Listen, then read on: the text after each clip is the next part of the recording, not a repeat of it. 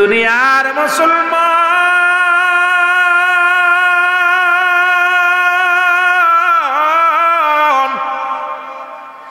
এমন দেহ গর্বা, দুনিয়ার সম্পদ খাবে লোকে, তোমার দেহ খাবে পোকে।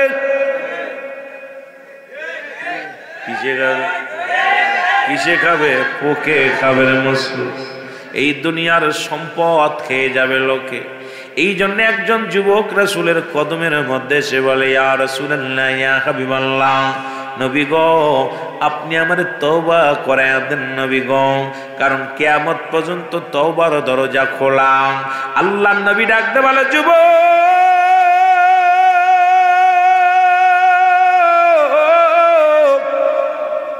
তওবা কর, তওবা কর, তওবা করে গুনাহ আল্লাহ মাফ করে গো। যুবক বলে, ইয়া রাসূলুল্লাহ, ইয়া হাবিবাল্লাহ, আমি জীবনে এত বড় অপরাধ করেছি, আমার গুনাহ মাফ হবে না, আমি এত বড় পাপী।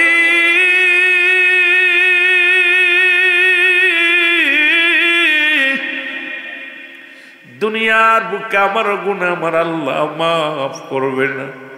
আমার নবী কয়, যুবকরে তওবা কর, তওবাকারীর গুনাহ আল্লাহ মাফ করে দেয়।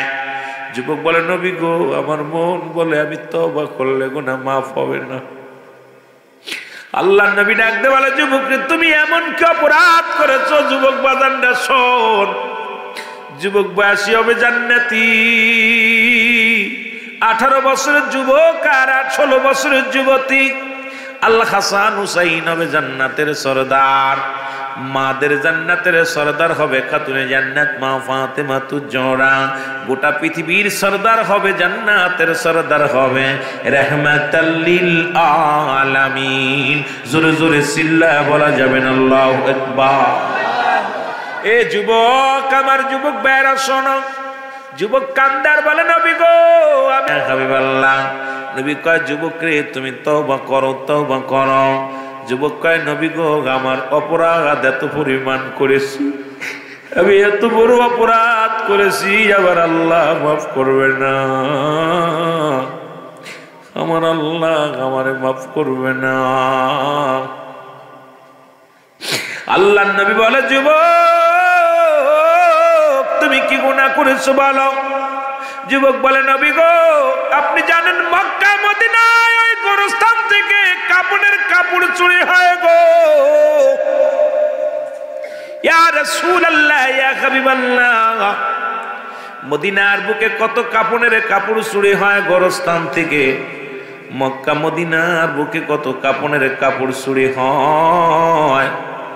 আমার নবী বলে, হায় রে দুঃখ, মানুষের শেষ সম্বল 3 টুকরা কাপড়।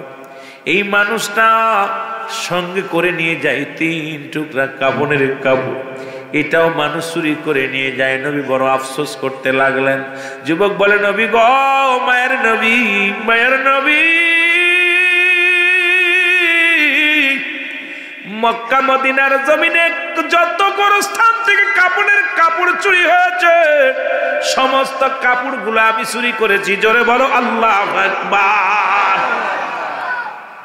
নবী বলে, যুবক রে, তুমি কি শুনাইলা?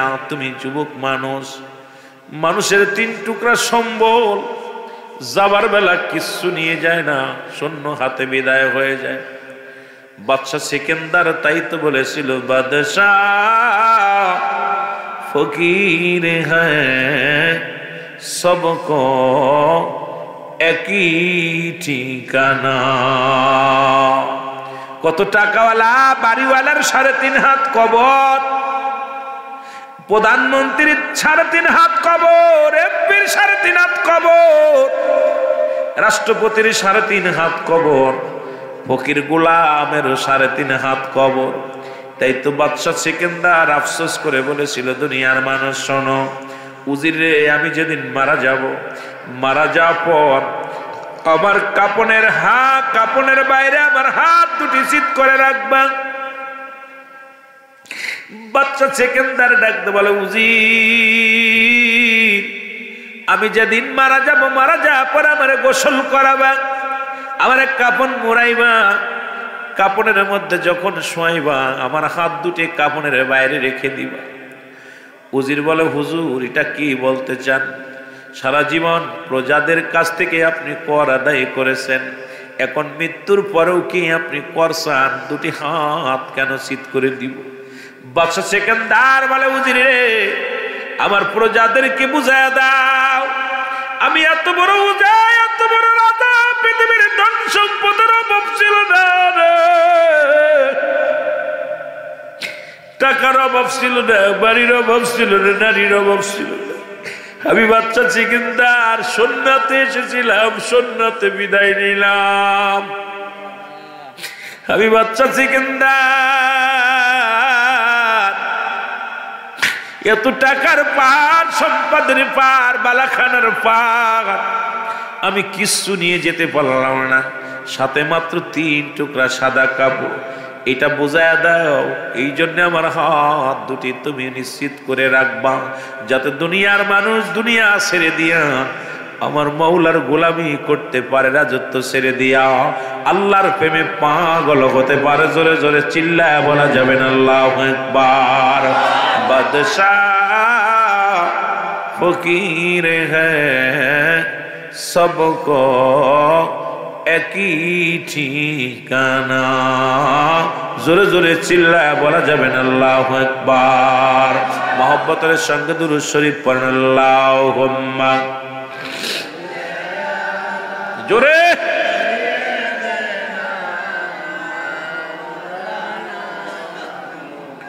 ও আলা আলি সাইয়্যিদিনা।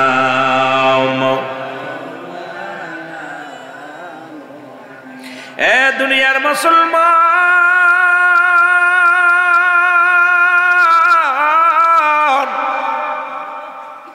যুবক ডাকতে বলে, নবী গো, ওই কাপড়ের মধ্যে আমি সীমাবদ্ধ ছিলাম না গো। নবী কয়, যুবকরে ভুল করেছি, তওবা কর, ফিরে আয়, ফিরে আয়। আজকে যে যুবকগুলো আজকে জান্নাতের বাগানে বসেছে, বাজান রে, তোদেরকে আল্লাহর পথে ফিরে আসতে হবে রে বাবা।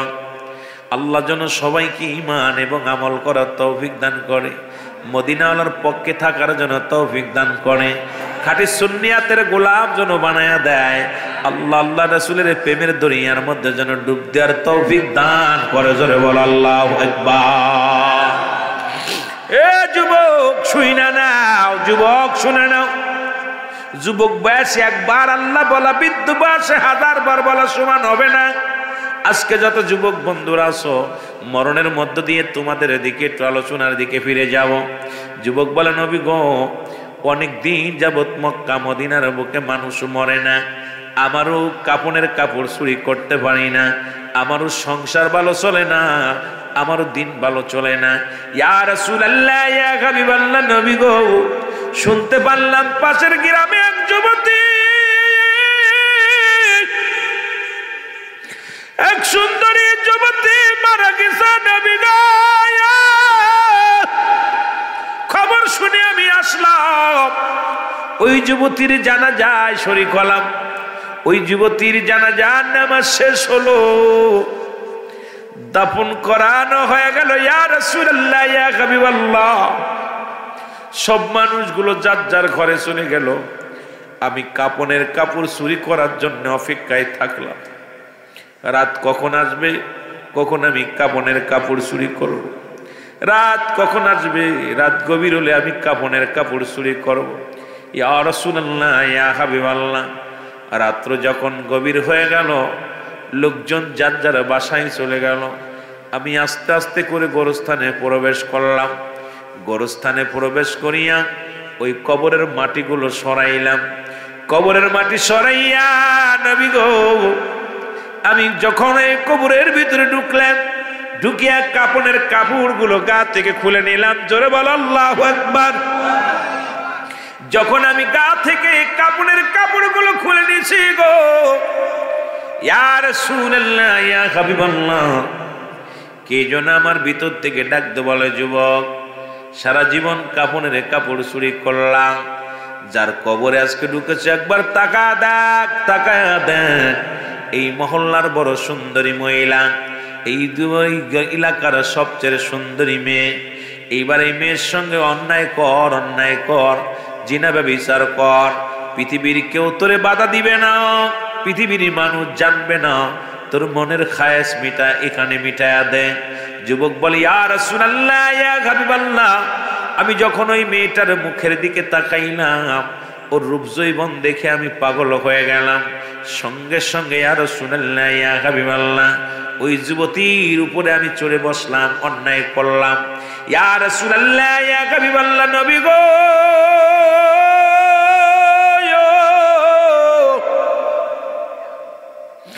এই মেয়েটার সঙ্গে জিনা ব্যভিচার করিয়া যখন কাপড় নিয়ে যখন কবর থেকে উঠতেছিলাম রে, কে যেন আওয়াজ দে বলে, যুবক, আজকে তুমি আমার সাথে অন্যায় করলা, আজকে তুমি আমার সর্বনাশ করলা, আমি তোমারে বাধা দিতে পারলাম না, আল্লাহর আদালতে মামলা দিয়ে দিলাম। আমার আল্লাহ যেন কোনোদিন তোরে ক্ষমা করে না। আমার মতো অসহায় একদিন হয়ে যাবি, কবরের জগতে চলে আসবি। ও যুবক, আমার মতো একদিন কবরে চলে আসবি। আজকে আমার বাজানেরা, আমার বাবারা, বড় আনন্দ লাগলো আজকের যুবকগুলো দেখিয়া। আজকে যুবকগুলো জান্নাতের বাগানে বসেছে। এই কসবার জমিন ধন্য, এই মহল্লাবাসী ধন্য, কারণ যেখানে বাংলার জমিনে ঢাকা মেডিকেল কলেজ হাসপাতালে জিনা হয়, মর্গে জিনা হয়, বাবারে দুঃখজনক ব্যাপার। যেখানে ঢাকা মেডিকেল, যেখানে চট্টগ্রাম মেডিকেল কলেজ হাসপাতালে, ও আমার বাবারা, আমার ছাত্র ভাইয়েরা, তোমরা যেমন দেশটা স্বাধীন করেছ, আবার ফিরে এই জিনাকারীদেরকে আবার পাকড়াও করতে হবে। যেখানে ঢাকা মেডিকেল কলেজ হাসপাতালে মুসলমান মৃত্যু লাশ যখন নিয়ে যায়, ও যুবক, দিলের কান্ডা লাগা শোন, ছাত্র ভাইয়েরা শোন, এখনো সময় আছে, আমার কথাগুলো কান দিয়ে আসন। ঢাকা মেডিকেল কলেজ হাসপাতালে মারা যায় গলায় দড়ি নিয়ে, আলামত হলো জিনার। মারা যায় বিষ খায়া, আলামত হলো জিনার। মারা যায় দুর্ঘটনায়, আলামত হলো জিনার। ডাক্তাররা চিন্তা করে এটা কি আশ্চর্যজনক। সিসি ক্যামেরা লাগানো হলো এবং পাহারাদার লাগানো হলো। দেখা গেল ডোম ধরা পড়ে গেল। ডোমকে যখন রিমান্ডে নিয়ে যখন তাকে জিজ্ঞাসা করা হলো, ডোম বলল একটা নয়, দুটি নয়, আজ থেকে শত শত নারী, সুন্দরী নারীগুলো যখন আমাদের কাছে কাটার জন্য লাশগুলো আসে, আগে তার সঙ্গে শারীরিক মিলন করেনি। আরে যেখানে বাংলাদেশে 90% মুসলমান, আরে কিসের ওয়াজ, কিসের বক্তা? বাংলাদেশে কোনো আলেমের অভাব ছিল না, পীর সাহেবের অভাব ছিল না, কোনো মৌলবী এখানে বাধা দেয় নাই, কোনো মুন্সি রাজপথে দাঁড়ায় নাই। বড্ড কষ্ট হয়, বড্ড কষ্ট হয়। আমরা যারা গলা বাড়ে ওয়াজ করি, আমরাও প্রতিবাদ করলাম না, আল্লাহর দরবারে কি জবাব দিব রে মুসলমান? তখন বলল শুধু তাই নয়, ঢাকা মেডিকেল কলেজে নয়, চট্টগ্রাম মেডিকেল কলেজ হাসপাতালে একই চিত্র ধরা পড়ছে, যেখানে আমাদের মা বোন মরার পরেও তাদের ইজ্জত রক্ষা হয় না। বাংলাদেশে 90% মুসলমান থাকা পর, যেখানে মরার পরে আমার মা বোনদের সতীত্ব রক্ষা হয় না।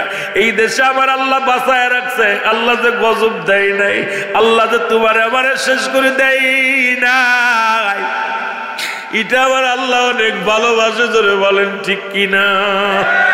আরে মানুষ শুই না নাও, যদি মিথ্যা বলি আমার জবানটা তোমরা কেড়ে নিবা, যদি মিথ্যা বলি খবর নাও, খবর নাও। বানোয়াট কোনো গল্প করতে আসি নাই। যদি মিথ্যা হয় আমাকে যে শাস্তি দিবা আমি মেনে নিব রে যুবক। আজকে যেখানে বাংলাদেশে এত মুসলমান থাকতে, যেখানে মর্গে মরা মানুষের সঙ্গে জিনা হয়, এটা আমেরিকা হলে মেনে নিতাম, শ্রীলঙ্কা হলে মেনে নিতাম, পৃথিবীর মধ্যে পৃথিবীর যত মুসলিম রাষ্ট্র আছে এখানে হলে মেনে নিতাম, পার্শ্ববর্তী রাষ্ট্র ভারতে হলেও মেনে নিতাম। যেখানে বাংলাদেশে একটা মুসলিমের রাষ্ট্র, সেখানে মর্গে জিনা হয়, এটা কেমনে মেনে নিব আমার বুঝি আসে না। জোরে বলো ঠিক কিনা? আর একটু জোরে জোরে চিল্লায় বলা যাবে না আল্লাহু আকবার। আমি নিজের ধিক্কার দিই, আরে কোন দেশে বাস করি, কোন দেশে বাস করি? যুবক, এগুলোর প্রতিবাদ কর। চেয়ারের জন্য প্রতিবাদ করিস না, চেয়ার পায়া বন্ধ করিস না মুখ, আসল জায়গা ধর। আমি বলি এখনো সময় আছে, নামাজের জন্য তাগিদ দে যুবকদের। মসজিদগুলো উন্মুক্ত করে দে। এই মিডিয়ার মধ্যে মোবাইলগুলোর মধ্যে যে নেকেট ছবি আছে, মোবাইলগুলো যুবকদের হাত থেকে ছিনিয়ে নে, মেয়েদের হাত থেকে ছিনিয়ে নে, এগুলো দরকার নাই। তোমরাই পারবা, আগামী যুবক। আমরা ইচ্ছা করলে যুবকরা পারে সমাজকে পাল্টে দিতে। জোরে বলেন ঠিক কিনা? এগুলোর কাছে খোঁজ নাই, আছে শুধু খালি দুর্নীতি। যেখানে লাভ আছে সেখানে এগুলো আছে। তবে আজকের যুবকগুলো এখানে যারা বসেছে, আমি প্রাণ খুলে দোয়া করে যে আল্লাহ তোদের জন্য কামিয়াব করে। তোরা আজকে যখন ভয় রাত কামাই করে আমার মতো গোলামের সামনে বসে আছিস, আমি এত বড় জান্নেওয়ালা না, বন্নেওয়ালা না, আমার মতো পাপী মানুষ, আকাশের নিচে এই জমিনের উপর আর দ্বিতীয় আছে বলে আমার বিশ্বাস হয় না। বড় অপরাধী আমি, কখন যেন মারা যাই। মাঝে মাঝে আল্লাহ তুমি আমার মৃত্যুটা দিও জান্নাতের ভিতরে, ভাইদের সাথে ওয়াজ করতে করতে যেন মরতে পারি, ওয়াজ করতে করতে যেন মরণ হয়। কারণ দুনিয়ার কখনই যে কয় বছর বেশি আছে, আর বাঁচবো কয়দিন জানি না, সকাল পর্যন্ত বাঁচবো বলে বলতে পারি না। কারণ পরবর্তী সময় আমার আপনার জন্য কি নিয়ামত বয়ে আনতেছে কিচ্ছু কেউ বলতে পারি না। ভাইরে, কত যুবক লেখাপড়া করে চাকরি করবে, আল্লাহ তারা বিদায় করে দিছে। কত মানুষ বিদেশে গেছে। গত সপ্তাহ দেখলাম 6টা কফিন আসছে বিদেশ থেকে। বড় আশা করে বাপ মা, একজন গেছে রাজমিস্ত্রি কাজ করে দেশে, বাবা কষ্ট করে টাকা তিলে তিলে খরচ করে ওরে মালয়েশিয়া পাঠাইছিল। যা পরে 1 সপ্তাহ পরে সন্তান মারা গেছে, লাশটা পাঠাইছে। বাবা মা দুইজনই স্ট্রোক করছে। যখন লাশ আনতে গেছে ঢাকাতে, যখন আসছে এয়ারপোর্টে নাইমা বা সন্তানের লাশটা যখনই কফিনটা ধরছে, দুইজন চিৎকার মারছে, এক চিৎকার দুইজনই পাগল হয়ে গেছে। বাবা মা কত কষ্ট করে লালন পালন করে। বাবা মা এই সন্তানগুলো যখন আজকে আমাদের সন্তান হয়েছে, আমরা বুঝি যে সন্তান কত বড় নিয়ামত। আমরা সেই বাবার সম্পদ নষ্ট করতেছি, বাবার হক নষ্ট করতেছি, বাবারে কষ্ট দিতেছি। এই বাবার হক আমরা আদায় করতে, একটা সন্তান বাবা মা তার প্রতি কয়টা 14টা হক, জীবিত থাকতে 7টা, মৃত্যুর পরে 7টা, মোট 14টা হক আদায় করতে হবে। কিন্তু আমরা সন্তানরা একটা হক বাবা মার আদায় করতে পারতেছি না। আমার বাবারা, সবচেয়ে বড় পা, আপনার আব্বা মা আপনাকে কি দিল, আপনার বাবা মা আপনাকে জন্ম দিছে, দুনিয়ায় আসার জন্য যে ভূমিকাটা পালন করেছে, এটাই সবচেয়ে বড় পা। আর কিছু চাওয়ার নাই যে আমি রুহুল আমিনকে আমার বাবা মার মাধ্যমে আমাকে আনছে, এটাই তো আমার বাপ মার জন্য সুখ। সারা জীবন যদি মা বাবার গোলামি করি শেষ হবে না, সারা জীবন যদি মা বাবার খেদমত করি শেষ হবে না। আমরা কথায় কথায় বলি আব্বা কি দিছে, মা কি দিছে, আমরা কি করছে। এ ভাই, তুমি দুনিয়ার মুখ দেখছো, এটার জন্য তোমার বাবা মার সারা জীবন তুমি জুতা বানায় দাও, গায়ের জুতা চামড়া কাইটা, তাও ঋণ শোধ হবে না। কিন্তু আমার যুব সমাজ নষ্ট হয়ে যাচ্ছে, জাতি নষ্ট হয়ে যাচ্ছে। কারণ এই ভালো কথাগুলো কানে আসবে না, কানে আসবে আপনারা যে কথাগুলো শুনবেন। আমি জানি যে আপনারা কি শোনেন, আমি জানি। তবে ব্রাহ্মণবাড়িয়ার জমিন একটু ব্যতিক্রম, ব্রাহ্মণবাড়িয়ার জমিন আলেম বেশি, ব্রাহ্মণবাড়িয়ার মানুষগুলো ওয়াজ শোনে ভালো। আমি কসবাতে একাধিকবার আলোচনায় আসছি, আমি যুবকগুলো দেখছি পাগলের মতো বসে থাকে, এরা গল্প এইসব বাজে আজে বাজে কথা শোনে না। আমাদের দেশে ওয়াজ নাই, ওয়াজ একটা আয়াত পাঠ করেই গালিগালাজ করা, এর নিন্দা করা, ওর গিবাত করা, এটা আমার এই দেখছি আপনাদের ব্রাহ্মণবাড়িয়ায় এইগুলো একটু কম আছে। আমার অনেক ভালো লাগছে বাবা, যেইগুলো দেখি যে আমরা এই গালিবাজ বক্তা, আমরা আজকে সেই যে বক্তাগুলো বেশি গালি দিতে পারে মনে করি এই বড় মার্কেট মনে হয়। আমরা সবচেয়ে না, আমরা জান্নাতের বাগানের চোখের পানি ফেলার জন্য সবাই জানবেন। আল্লামা কুতুবী রাহমাতুল্লাহ বয়ান করে, বান্দা যখন পাপ করতে করতে আসমান থেকে জমিন পর্যন্ত করে ফেলেছে, বান্দার মনের ভিতরে মরার ভয় ঢুকছে। ভালো করে বুঝেন, বান্দার ভিতরে মরার ভয় ঢুকছে, কবরের ভয় ঢুকছে, জাহান্নামের ভয় ঢুকছে। ওই বান্দারা টাচ করে তওবা করে ফেলেছে, তওবা করে বলে আল্লাহ আমারে তুমি মাফ করে দাও, আমি ফিরে আসছি। আমার আল্লাহ তাআলা ওই বান্দার জীবনের দরিয়া দরিয়া গুনাহ মাফ করে দিবে। জোরে বলা যাবে না সুবহান? আর একটু জোরে বলেন সুবহানাল্লাহ। আমার আল্লাহ পাক বান্দারে কত ভালোবাসে, এই জন্য যত অন্যায় করবেন, অপরাধ করবেন, আল্লাহর দরবারে চোখের পানিটা ছেড়ে দিবেন, টাচ করে ছেড়ে দিবেন। চোখের পানির বড় দাম বাবা, এই পানি সবসময় আসে না। এই হৃদয় যখন না কানবে ততক্ষণ চোখের পানি আসবে না, এই পানিটা ফেলাইতে চেষ্টা করবেন। দুনিয়ায় কানবেন বেশি, হাসবেন কম। জোরে বলেন ঠিক কিনা? একটু মহব্বতের সঙ্গে দুরূদ শরীফ পড়েন। আল্লাহুম্মা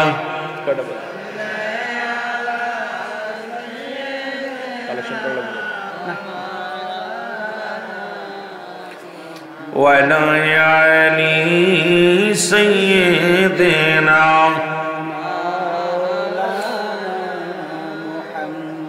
যুবক ডাকতে বলে নবী গো, এই পৃথিবীর মধ্যে আমি বড় অপরাধী।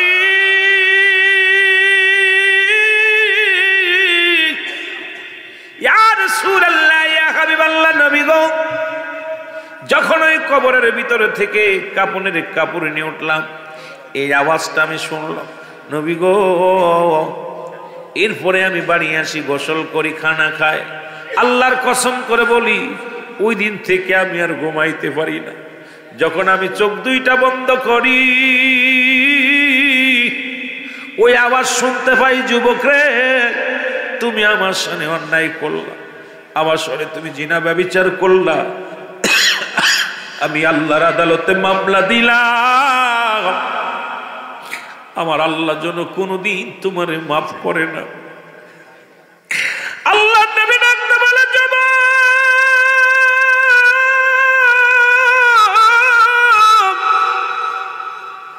তুমি দূর হয়ে যাও, আমার সামনে থেকে দূর হয়ে যাও, তুমি জিনাকারী জিনাকারী।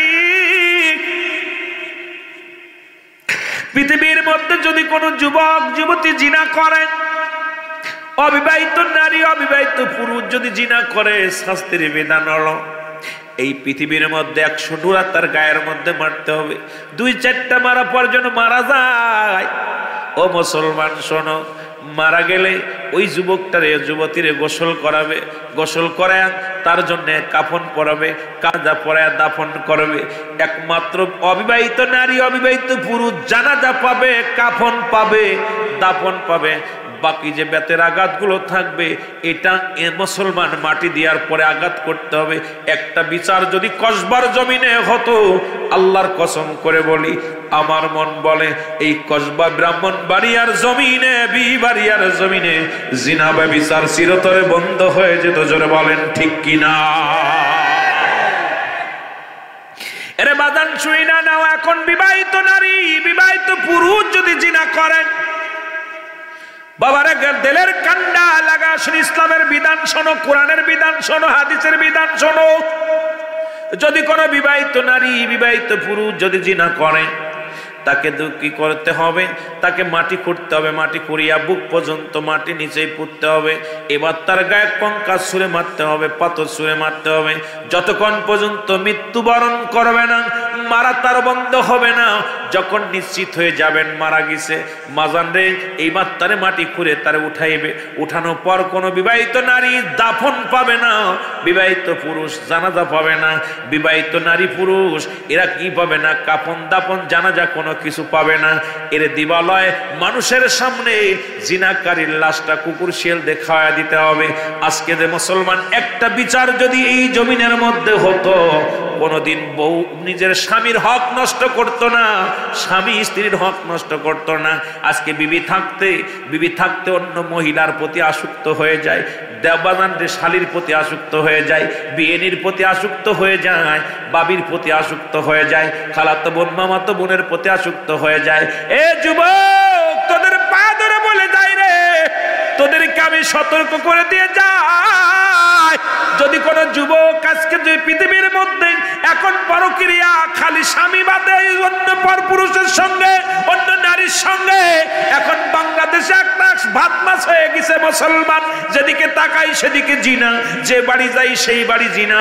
আর যে বাড়ির নারী পুরুষগুলো বিদেশের মাটিতে গেছে, দেখা যায় আমার বাবি সাপরা সেই বাড়ির মধ্যে বেশি তো জিনার মধ্যে লিপ্ত হয়ে গেছে। ও মা, তোদের বলে যাই রে মা, 2টা জিনিস হেফাজত করবি। একটা জিনিস নবীজি বলছে, 2 পায়ের মধ্যবস্তু, 2 গালের মধ্যবস্তু। এই 2টি জিনিস যে ব্যক্তি হেফাজত করতে পারবে, আল্লাহর নবী তার হাত ধরে জান্নাতে নিবে। এই 2 পায়ের মধ্যবস্তু যেটা লজ্জাস্থান, পুরুষ লিঙ্গ স্ত্রী লিঙ্গ, একমাত্র স্বামী স্ত্রী ব্যতীত অপচয় করবে না।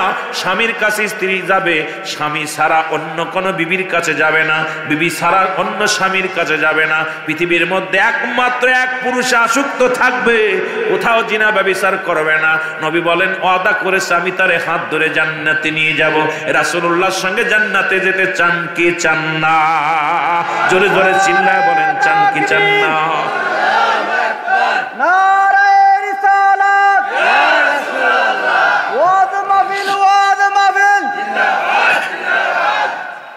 এই ওয়াজ সব বক্তা করবে না। একমাত্র বাংলাদেশে জিনার বিরুদ্ধে, মদের বিরুদ্ধে, সুদের ঘুষের বিরুদ্ধে রুহুল আমিন সিদ্দিকীর আওয়াজ যেভাবে তুলছে, দাওয়াতের আশায় রুহুল আমিন সিদ্দিকী ওয়াজ করে না। কথা বুঝেননি?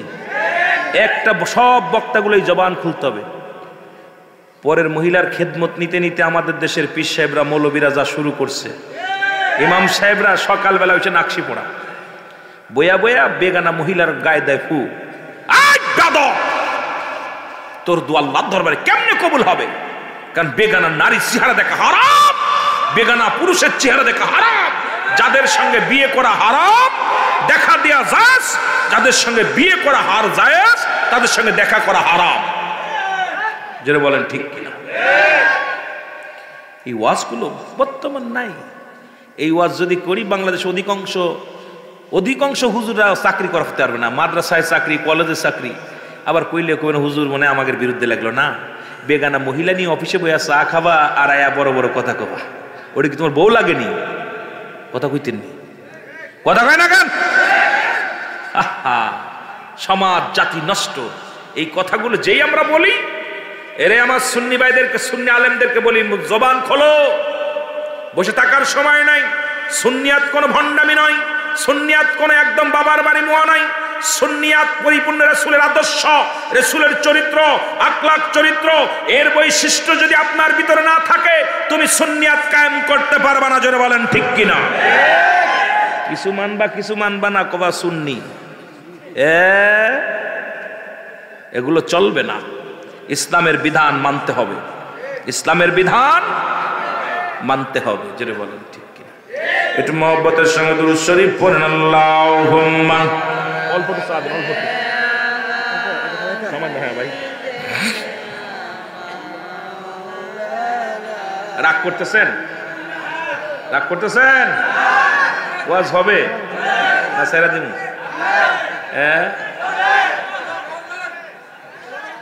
আমার কালো ময়না রে,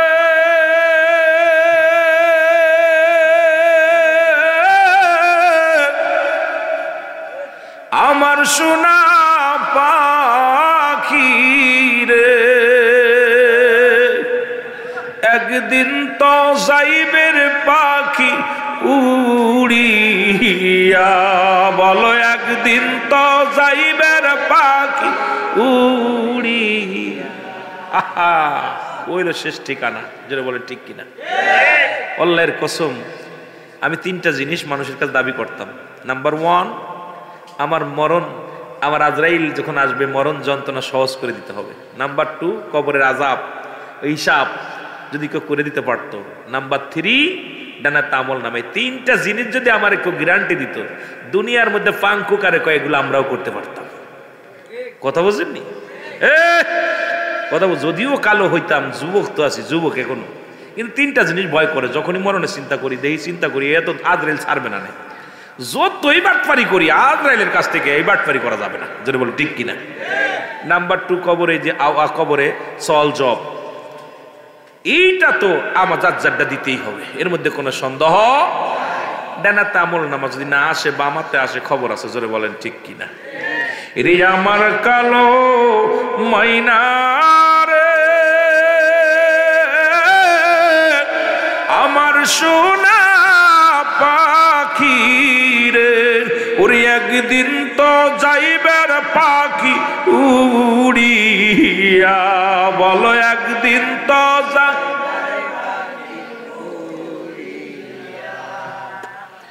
ছেলে মেয়ে পাশে এসে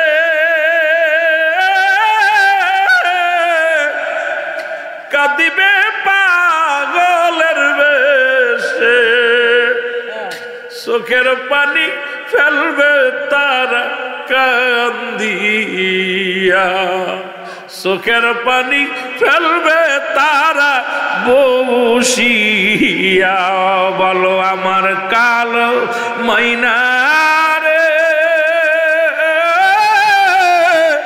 আমার সোনা পাখি রে, একদিন তো যাইবের পাখি, একদিন তো যাইবের পাখি, বড়র পাতা গরম জালে শুয়াইয়া মশারির তলে, আপনার গরম বড়র পাতা গরম জালে শুয়াইয়া মশারির তলে গোসল করাইবে আর গোসল করাইবে তোমায় আসিয়া। বলো আমার মনা পাখি রে,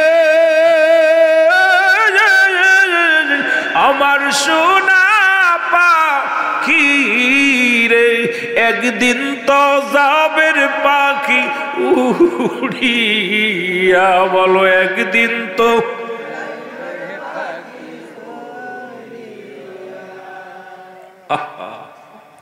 এই হল আপনার আমার জিন্দেগি। কত কি করলাম, সব ছেড়ে চলে যেতে হবে, এই ভাবনা ভিতরে যদি না থাকে কেমন মানুষ। এরিস্টটল, সক্রেটিস বই লিখে পড়ো, নো দাইসেল, নিজেকে নিজে চিন্তা, মানারাফান নফস, নিজের নফসকে চিন্তা হবে, কালবু সালিম, আত্মাকে প্রসিদ্ধ করতে হবে। আজকে নিজেরে চিনতে পারি নাই, নিজেকে আমারে কেন পাঠাইছে আমার আল্লাহ, আমার দায়িত্ব কি, আমার কর্তব্য কি, কেন পাঠালো, এই কেনর জবাব আমি আজ পর্যন্ত পাইতেছি না। আমি যে দায়িত্ব দিছি আল্লাহ, সেই দায়িত্ব আমি পালন করতে পারতেছি না, কি জবাব দিব? এ দুনিয়ার মুসলমান গভীর মনোযোগ। আল্লাহর নবী ডাকতে বলে, যুবক, যুবকরা তুমি দূর হয়ে যাও, আমার কদম থেকে দূর হয়ে যাও। মনে আছে? যুবক তুমি জিনা করেছো, তুমি দূর হয়ে যাও। যুবক, যুবক বলে, নবী গো, আপনার কদম থেকে যদি দূরে সরায়া দেন কোথায় যাব? ইয়া রাসূলুল্লাহ, ইয়া হাবিবাল্লাহ, নবী গো, এই পৃথিবীর মধ্যে আপনার কদম ছাড়া যদি কোনো ব্যক্তি হয়ে যায়, তার কপালে জান্নাত নাই। নবী গো, আমি গুনাহগার, আমি পাপী, নবী গো, আপনার কদম থেকে বিতাড়িত করেন না। আমার নবী কয়, যুবকরা তুমি দূর হয়ে যাও, তুমি দূর হয়ে যাও। জোরে বলো আল্লাহু আকবার, আল্লাহু আকবার। তুমি দূর হয়ে যাও। যুবক কানতে কানতে বিদায় হয়ে গেছে।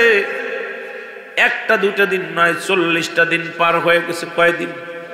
জোরে বলেন কয়দিন? 40টা দিন পার হয়ে গেছে। যুবক কোনো ভাত খায় না, কোনো পানি খায় না, গাছের লতা পাতা খায়। কানতে কানতে চোখের পানিগুলো অজার নয়নে ফেলাইলেন। আমার বাবারা, আদম নবী যেমন কেঁদেছিল, একদিন নয়, দুদিন নয়, মুসলমান শোনো, আদম আলাইহিস সালাম কেঁদে কেঁদে চোখের পানিগুলো ফেলাইছিল আর বলতেছে, রব্বানা যালামনা আনফুসানা ওয়া ইল্লাম তাগফির লানা ওয়া তারহামনা লানাকুনান্না মিনাল খাসিরিন। জোরে জোরে চিল্লায় বলো আল্লাহু আকবার। আদম নবী ডাকতে বলে, আমার মালিক,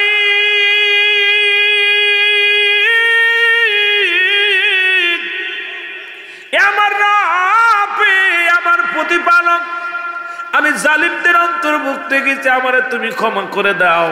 আদম নবী কান্দে, আল্লাহ তুমি, আমি জালিমদের অন্তর্ভুক্ত, আমারে তুমি ক্ষমা করে দাও। এখন আদম নবীরে যদি কোনো ব্যক্তি জালিম বলে, তার ঈমান যাবে না, থাকবে। 350 বছর কেঁদে কেঁদে মাপ পাইলেন আখিরি নবীর মহব্বতে।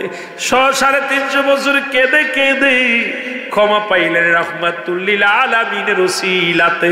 জোরে জোরে চিল্লা বলা যাবে না মারহাবা। ওরে ইউনূস আলাইহিস সালাম কান্দে আর আল্লাহ তুমি আমারে মাফ করে দাও, আমি জালিমদের অন্তর্ভুক্ত হয়ে গেছি।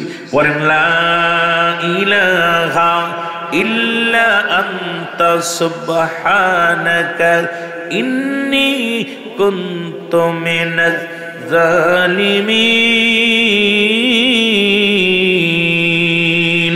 ইউনূস আলাইহিস সালাম বলে, আল্লাহ আমিও জালিমদের অন্তর্ভুক্ত গেছি, আমারে তুমি ক্ষমা করে দাও। এখন ইউনূস নবীরেও যদি কোনো ব্যক্তি জালিম বলে, তার ঈমান চলে যাবে গো। 41 দিন মাছের পেটে থেকে আখির নবীর কত স্মরণ হয়ে গেল গো, ওই নবীর ওসিলায় ক্ষমা পেয়ে গেল। যুবক ডাকতে বলে, নবী গো, ও মায়ের নবী, আপনি যদি ফেরায় দেন আমারে, কোথায় যে ক্ষমা পাবো, কোথায় যে মাপ পাবো? ইয়া রাসূলুল্লাহ, ইয়া হাবিবাল্লাহ, নবী গো, আমার আল্লাহ যেন আমারে মাফ করে দেয়। নবী বিস্তারিত করে দিলেন। যুবক কান্দে, 40টা দিন অজার নয়নে কাঁদতে কাঁদতে চোখের পানি পড়তে পড়তে দু চাউলের মধ্যে গা হয়ে গেছে, গায়ের মধ্যে গা হয়ে গেছে। এমন স্মেল হামাশা। যুবক আর কান্দিস না, তোর চোখের পানি আমি আল্লাহ সইতে পারি নাই। ভুল করে রে যুবক, কত কান্না কানলি। এরে যুবক, কার কান্না লাগবে না? যুবকরা আর কান্না লাগবে না। ও যুবক, পৃথিবীর মধ্যে আল্লাহ রাব্বুল আলামিন তোমারে ক্ষমা করে দিছে। জোরে জোরে চিল্লায়া বলা যাবে না মারহাবা। যাও যাও, রহমতের নবীর কদমের মধ্যে চলে যাও। যুবক একটা দড়ি চলে আসলেন রাসূলুল্লাহর কদমের মধ্যে। যুবককে দেখে নবী ডাকতে বলে, যুবক রে তুমি আবার কেন আইলা? যুবক বলে, ইয়া রাসূলুল্লাহ, ইয়া হাবিবাল্লাহ, যে কদম থেকে বিতাড়িত হয়ে গেলে জাহান্নাম ছাড়া কোনো গতি নাই। ইয়া রাসূলুল্লাহ, ইয়া হাবিবাল্লাহ, আমার দেশের আমি দেখলাম, কয়েকদিন আগে দেখলাম যে কদম থেকে রে মুসলমান, আর যে কদমে আসার জন্য কত মানুষ পাগল হয়ে যায়, এই কদম থেকে কিছু উলামায়ে কেরাম ও মুসলমান কদম ছেড়ে অন্য দিকে যেতে চায়। আমি বলি, বাবা পাগলামি করিস না। রাসূলের প্রেম ছাড়া, রাসূলের মহব্বত ছাড়া আল্লাহকে পাওয়া সম্ভব হবে না। জোরে বলেন ঠিক কিনা? নবী প্রেম হৃদয় সদা জলে যার মন বেদনা যত না জুড়াইবে। নবী পদবিনে বাবা সবই মিশে। জোরে বলো মারহাবা। দুনিয়ার মুসলমান যুবক বলে, নবী গো আমার আপনি তওবা করে দেন। জিবরিল আমিন এসে বলি, ইয়া রাসূলুল্লাহ, যুবকরা আর বিতাড়িত করবেন না। যুবক কাঁদতে কাঁদতে আমার মাওলার দরবারে বড্ড পাগল হয়ে গেছে। আমার আল্লাহ তারে মাফ করে দিছে, আপনি তারে তওবা করে দেন। আমার নবীজি তওবা করে দিলেন, এই দুনিয়ার মধ্যে মাফ পেয়ে গেলেন। ও মুসলমান শোনো শোনো, আমরা যারা ভুল করেছি, ওই যে বললাম আল্লামা কুতুবী রাহমাতুল্লাহ বয়ান করে, বান্দা যখন জাহান্নাম জান্নাত জাহান্নামের ভয় অন্তর ভিতরে ঢুকে যায়, কবরের ভয় যখন অন্তর ভিতরে ঢুকে যায়, বান্দা যখন জান্নাতের বাগান ধরে আঁকড়ে খাস তওবা করে, আমার আল্লাহ তাআলা বান্দার দরিয়া দরিয়া গুনাহগুলো মাফ করে দেয়। জোরে বলা যাবে না সুবহানাল্লাহ? আর একটু জোরে জোরে চিল্লায় বলা যাবে না সুবহানাল্লাহ? একটু মহব্বতের সঙ্গে দুরূদ শরীফ পড়ুন। আল্লাহুম্মা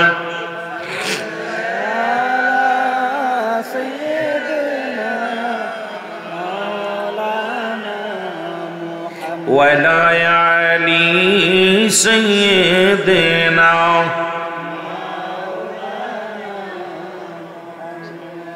আমার ভাইরা, এই জন্য গুনার থেকে বাঁচার জন্য পথ হলো তওবা। কিয়ামত পর্যন্ত তওবার দরজা খোলা থাকবে। জোরে বলে সুবহানাল্লাহ বলেন। আর একটু জোরে বলেন। বাজানদের শেষ করে দিবে, একটা বাঁচতে চলল। নাম্বার 1 মরণ, নাম্বার 2 হলো কবর। কবর বলতে বোঝায়, কবর বলতে বোঝায় আমরা মনে করি বাড়ির আশেপাশে 3.5 হাত গর্ত করা, গাছতলা আমতলা যে কবর দেয় এটাকে কবর বলা হয় না রে বাজান। না, কবর বলতে বোঝায় মানুষের মৃত্যুর পর থেকে শুরু করে কিয়ামত পর্যন্ত জগৎটাকে কবর জগৎ বলা হয়। আমার আল্লাহ বানাইতে সময় লাগবে না, তোর মতো আমার মতো বডি খানা রে বাবা। এখন আমার মুসলমান যে কত মানুষ পানিতে পুড়ে মারা গেল, তাদের কবর কোথায়? আগুনে পুড়ে মারা গেল, তাদের কবর কোথায়? হাঙ্গর কুমিরে খাইল, তাদের কবর কোথায়? কবর বলতে বোঝায় মানুষের মৃত্যুর পর থেকে শুরু করে কিয়ামত পর্যন্ত জগৎটাকে কবর জগৎ মানে। কবরে আযাব হয়, বিশ্বাস যদি না হয় সকালবেলা একটা গরু আনবেন, গরু আনিয়ে আপনার বাবার কবরের পাশে বাঁধবেন, বাঁধিয়া সুন্দর খাবার দিবেন, খাবার দিয়া রশি দিয়া বেঁধে রাখবেন, আর আড়ালে দাঁড়ায় দেখবেন ওই গরুটা ছুটাছুটি করবে, চোখ দিয়া পানি ছাড়বে, টালুমালু তাকাবে, রশি ছিঁড়াছিঁড়ি করার জন্য পাগল হয়ে যাবে। একমাত্র কবরে আযাব মানব এবং দানব বুঝতে পারে না, পৃথিবীর সবাই বুঝতে পারে কবরের আযাব। ওই কবরে আযাব হয়, আমি আপনাদেরকে অনুরোধ করে যাব নিজের বাবা মায়ের কবরটা পরীক্ষা করে দেখবেন একবার, ওই কবরে কেমন আলাতে আছে। যে দেশে গেলে বিচার হয়, যে দেশে গেলে হিসাব হয়, ওই সন্তানগুলো আমাদের প্রতি বাবা মায়ের 7টা হক। এই 7টা হকের 1 নাম্বার হলো তাদের জন্য মাগফিরাত কামনা করা, 2 নাম্বার তাদের জন্য সবরেসানি করা। আজকে একটা সুযোগ আসলো সবরেসানি করার জন্য। 7 নাম্বার হলো সময় মতো সময় করে বাবা মার কবরটা জিয়ারত করা। এই দুনিয়ার মধ্যে বাবা মা চলে গেছে, আমরা তাদের জিয়ারত করতে চাই কি চাই না?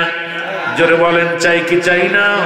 আমার আল্লাহ শিখায়া দিছেন, আমার নবী বলতেছিলেন, সাহাবীরা রে, ও আমার সাহাবীরা শোনো, তোমাদেরকে একটা ভালো, আজকে একটা ভালো আমল শিক্ষা দিব। সাহাবীরা বলে, ইয়া রাসূলুল্লাহ, ইয়া হাবিবাল্লাহ, আমলটা কি? বলে, জিবরিল আমিন আমাকে বলছে, পৃথিবীর মধ্যে যাদের পিতামাতা জিন্দা, বাড়িতে সালাম দিবা, আসসালামু আলাইকুম মা, আসসালামু আলাইকুম বাবা, তার আমল নামায় একটা কবুল হজরের সওয়াব হয়ে যাবে।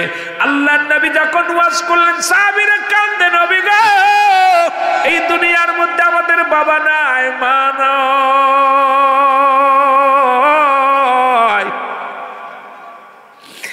আজ থেকে 15 দিন আগে আব্বা মারা গেছে, 1 মাস আগে দাদা মারা গেছে, ভাই মারা গেছে। নবীর সাহাবীরা কাঁদে, ইয়া রাসূলুল্লাহ, ইয়া হাবিবাল্লাহ, এই আমলটা যদি আগে পাইতাম কত না উপকৃত হইতাম, আমরা এত নেকি থেকে বঞ্চিত হয়ে গেলাম। সাহাবীরা নেকির জন্য কতই না বাড়াবাড়ি করেছে, নেকির জন্য সাহাবীরা পাগল ছিল। কোন ভাবে একটা নেকি অর্জন করবে, কোন ভাবে আল্লাহকে খুশি করবে, নবীকে খুশি করবে। আর আমরা এখন দুনিয়ায় সম্পদ কোন ভাবে করব, এই চিন্তা। নামাজ চলে যায় যাক, আগে দরকার গরু ছাগল পালন করা। নামাজ চলে যায় যাক, আগে দরকার বাজার ঘাট করা। নামাজ চলে যায় যাক, আমাদের দরকার বিবির আগে ঠান্ডা করা। আরে মুসলমান শোনো, মুসলমান শোনো, আমার সাহাবী নবী সাহাবীরা ওখান থেকে উঠে কাঁদতে কাঁদতে আড়ালে দাঁড়াইলেন। নবী দেখে সাহাবীদের চোখে পানি। আমার নবী যা বলে, সাহাবীরা রে, তোদের চোখে কেন পানি? নবী বলে, সাহাবীরা রে, তোদের চোখে কেন পানি? সাহাবীরা বলে, ইয়া রাসূলুল্লাহ, ইয়া হাবিবাল্লাহ, আজকে দুনিয়ার মধ্যে আমাদের বাবা নাই, মা নাই, এত বড় একটা নিয়ামতের খবর পাইলাম। আজকে যদি বাবা থাকতো, মা থাকতো, কত নেকির কাজ হতো। আমার নবী কয়, সাহাবীরা রে, তোরাই শুধু এতিম, আমি নবীর মা নাই, আমি নবী এতিম। আমি নবী 6 মাস যখন বয়স, মায়ের গর্ভে বাবা দুনিয়া থেকে বিদায়। 6 বছর যখন বয়স, আমার বাবা দুনিয়া থেকে বিদায়। 6 বছরের 6 মাস যখন বয়স, দাদা আবু আব্দুল মুত্তালিব বিদায়। এই পৃথিবীর মধ্যে আমার মতো এতিম কেউ নাই। আমার আল্লাহ ডাক দে কয়, জিবরিল রে, তাড়াতাড়ি যা আমার বন্ধুরে জানায়, আমার বন্ধুর সাহাবীর বাবা নাই, মা নাই, আমার নবীর বাবা নাই, মা নাই, তাড়াতাড়ি যা আমার হাবিবরে জানায়া দিয়ায় এই দোয়াটা শিখা দে, রব্বির হামহুমা কামা রব্বায়ানি সগীরা। বলেন, রব্বির হামহুমা কামা রব্বায়ানি সগীরা। জোরে জোরে চিল্লায়া বলা যাবে না, আল্লাহু আকবার। আল্লাহ ডাকতে বলে, হাবিব,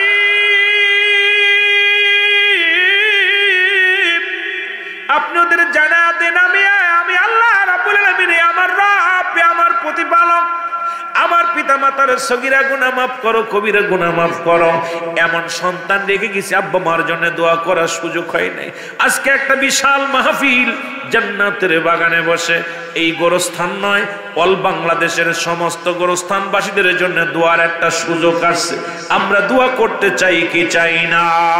জোরে বলেন, চাই কি চাই না?